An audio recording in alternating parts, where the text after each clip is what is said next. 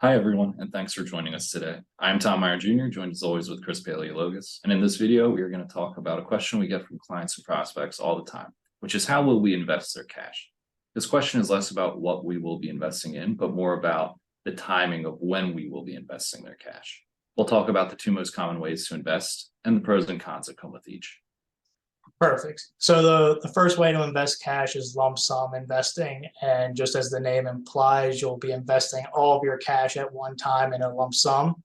The second way to invest your cash is what we call dollar cost averaging.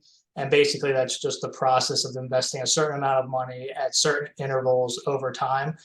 These time frames can be whatever length of time, weekly, monthly, quarterly, that someone decides. Most people are familiar with dollar cost averaging, whether they realize it or not, through investing in their 401k. So when you get paid weekly, bi-weekly, or monthly, every time you get your paycheck, a little piece of that will be invested into your 401k over time at different intervals. The reasons that someone would have cash to invest range. Clients have inheritances, bonuses, or maybe their portfolio warranted a larger amount of cash for a specific circumstance, and those circumstances have changed. An example would be saving for a down payment for a house, but then deciding to stay in your current home, at which point you can deploy the cash that you were originally saving. We're going to talk about a few different examples. Tommy's going to go over examples of lump sum and dollar cost averaging in declining market environments. And I'll go over some examples of investing a lump sum and dollar cost averaging in upwardly trending markets. Yeah, so as Chris said, this is going to be the example of a almost market top with the bad timing. So the example we're going to use is a portfolio that has a current value of 500,000 on October 1st of 2007, right before the market high, right at the market highs before the great financial crisis. And then the investor receives $500,000 to invest. And the ending period of these examples will be January 31st, 2023. So the first example we're going to use is the lump sum of $500,000 as soon as they get it. So if you were to do that, the ending value of the portfolio would be $3.5 million. If you were to dollar cost average 100,000 monthly at the high, you would be at $3.7 million. And if you were to dollar cost average $100,000 quarterly at the high, you would have an end portfolio value of $4 million.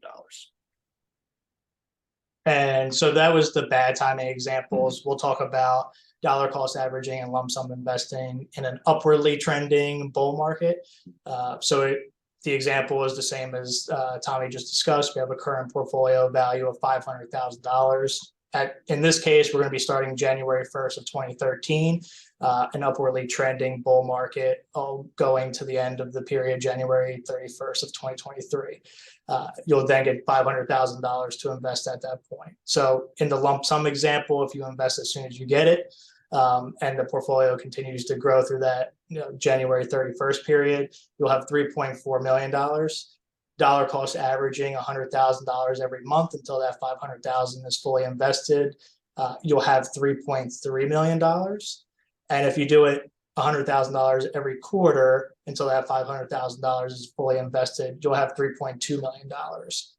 Now, for those of you that weren't taking notes and writing all of those numbers down, we have this chart here that illustrates the contributions and ending values and the differences from the best case scenario to the worst case scenario. So in every case, the person contributed $1 million in total, or had $500,000 originally and contributed another $500,000.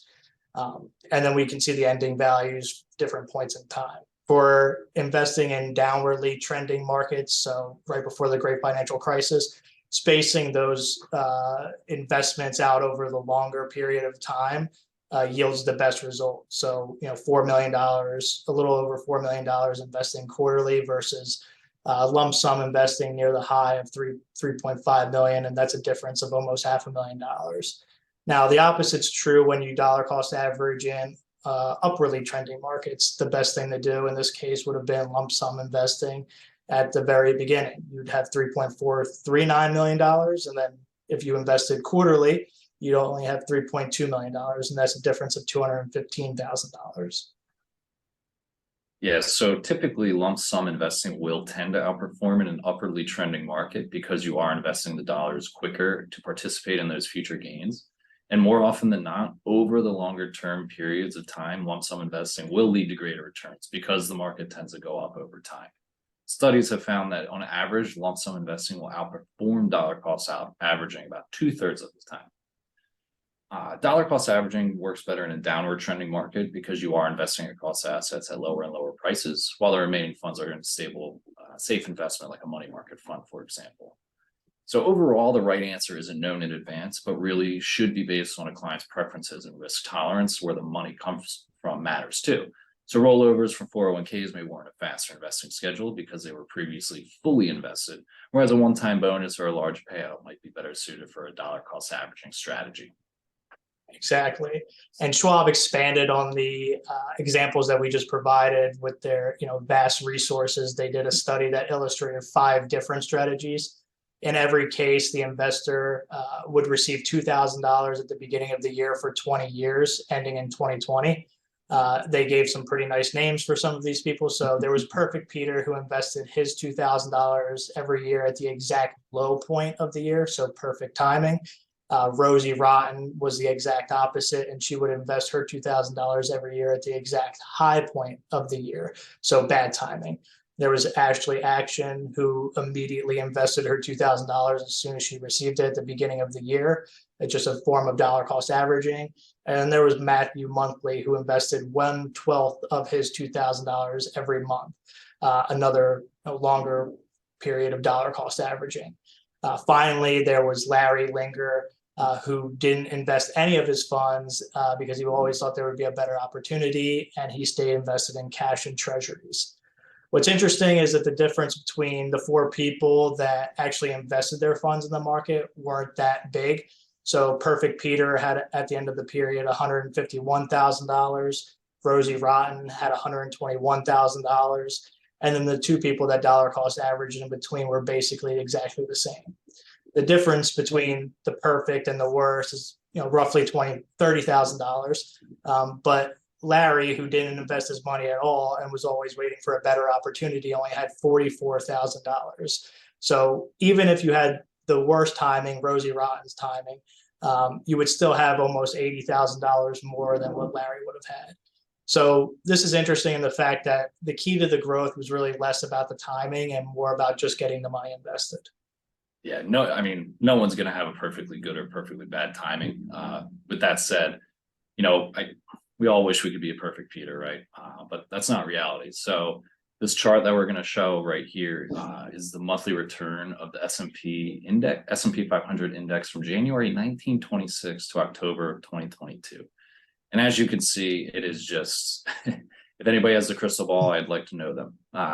It's very difficult to time the market. But for many people, with all these examples, dollar cost averaging offers a path to getting cash invested in a way that helps reduce feelings of regret from a bad timing decision and behavioral risks that may follow. As we all know, investing is difficult for a lot of emotional decisions can kind of derail long-term financial goals. So we find that dollar cost averaging can kind of, as Chris pointed in the examples, get the money invested in a way that's more palatable to a lot of people. So whatever your specific circumstance, be sure to reach out to your advisor or portfolio manager to discuss the options that fit best for your specific situation. With all that said, we hope you took something away from this video, and please be sure to like and subscribe. Thank you. Thank you.